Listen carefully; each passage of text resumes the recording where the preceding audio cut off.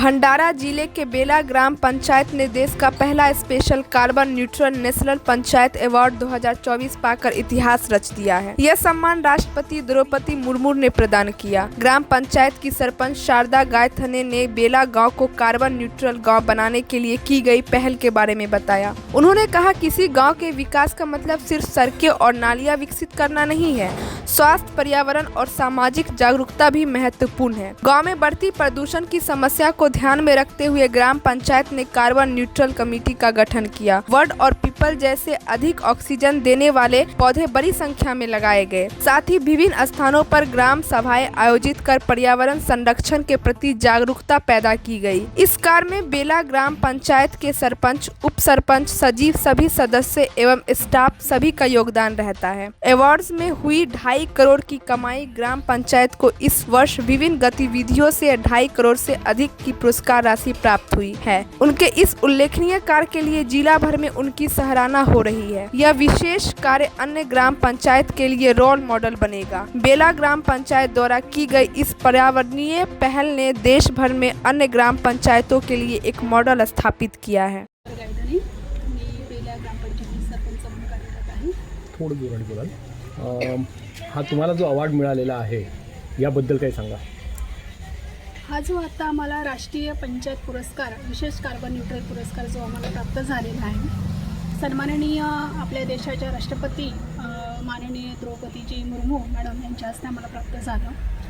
Actually carbon neutral गाव तयार करण्यासाठी आम्हाला काही घटकांवर विशेष लक्ष द्यावं लागलं, कारण बेला गाव हे शहरालगत गाव होतं।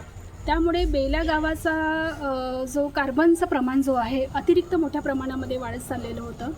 मग असं वाटलं की आपण आपल्या गावाच्या विकासाकडे आपण किंवा गावातील नागरिकांच्या आरोग्यावर जो धोका होत आहे त्याच्याकडे आपण विशेष लक्ष दिलं पाहिजे, कारण गावाचा विकास म्हणजे रोड नाली बनवणं म्हणजे गावाचा विकास नाही, तर ह्या विविध विभागसुद्धा त्याच्यामध्ये आले आहेत।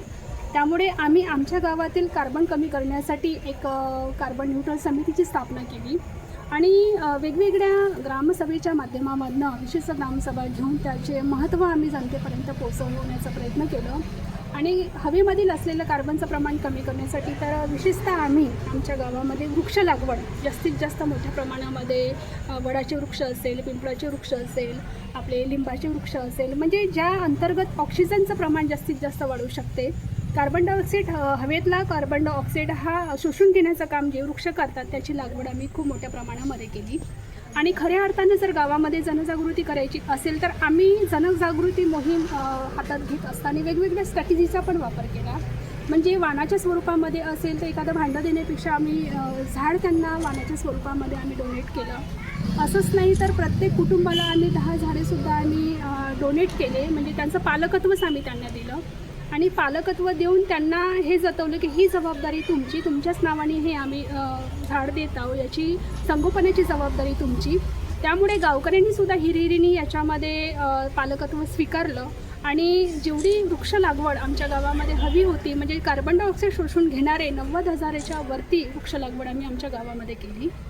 परत कार्बन न्यूट्रल आम्हाला हे करण्यासाठी परत जे आपण पाहतो की जे वाहतुकीचं प्रमाण आहे गावांमध्ये, पेट्रोल आणि डिझेलच्या ज्या गाड्या असतात त्यामुळे अधिकामध्ये हवेमध्ये प्रदूषणाचं प्रमाण खूप जास्त मोठ्या प्रमाणामध्ये वाढतं।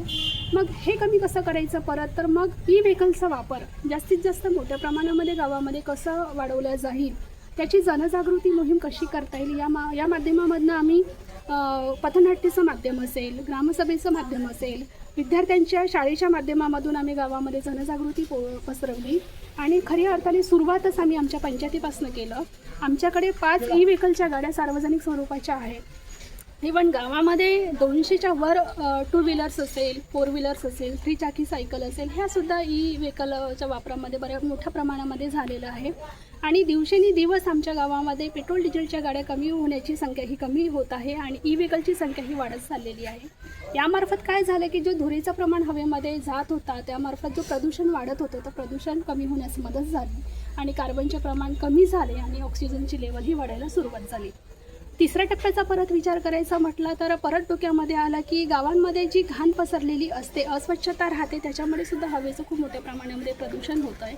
मग आम्ही स्ट्रॅटेजी वापरली की आता ही प्रदूषण कमी कसं करायचं, तर कुठेतरी आम्हाला समोर पाऊल टाकणं गरजेचं होतं.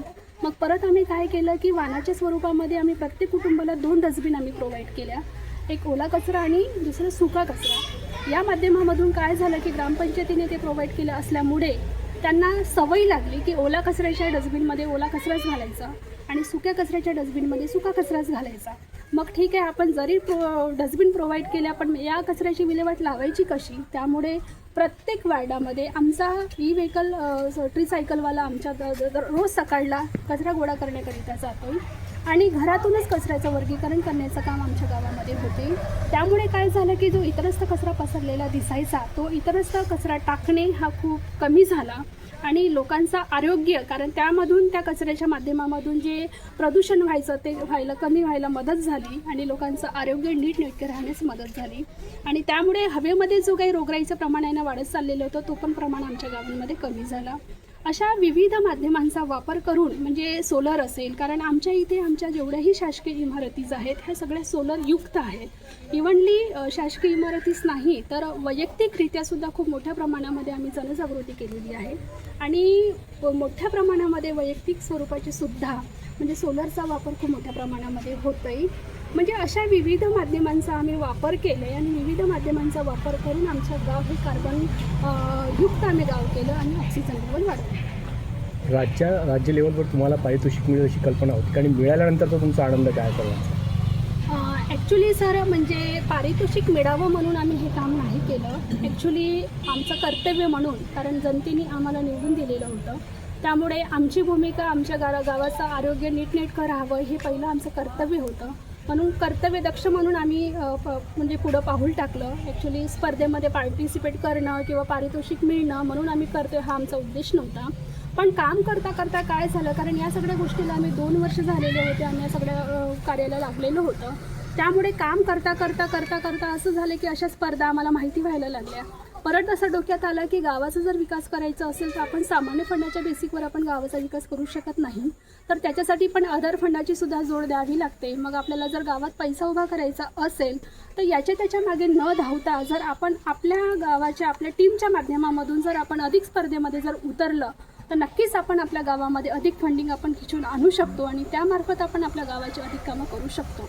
हे डोक्यात संकल्पना आली आणि त्या माध्यमामधून आम्ही अनेक स्पर्धेमध्ये पार्टिसिपेट केलं.